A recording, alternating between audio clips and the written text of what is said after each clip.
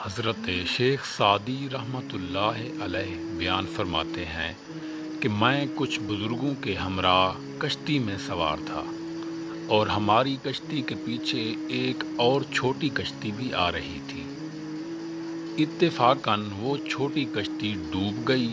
اور اس میں موجود دو بھائی بھنور میں پھنس گئے۔ ہماری کشتی میں موجود ایک بزرگ نے ملاح سے کہا کہ تم ان دونوں کو زندہ نکال لاؤ تو میں تمہیں ہر ایک کے بدلے میں 50 دینار دوں گا۔ ملاح نے دریا میں چھلانگ لگا دی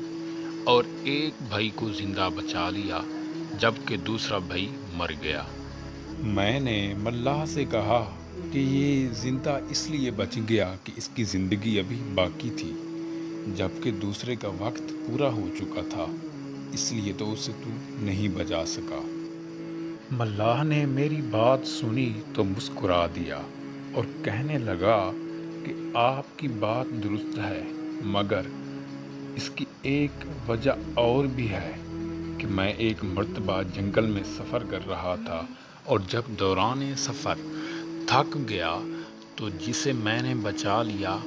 اس نے مجھے اونٹ پہ بٹھا لیا تھا، اور مرنے والے نے بچپن میں مجھے ایک مرتبہ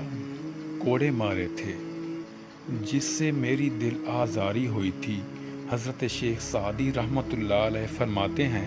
کہ میں نے ملاح کی بات سنی تو کہا کہ اللہ عز و جل کا فرمان حق ہے کہ جس نے نیک اعمال کیے وہ اس کے نفع کے لیے ہیں،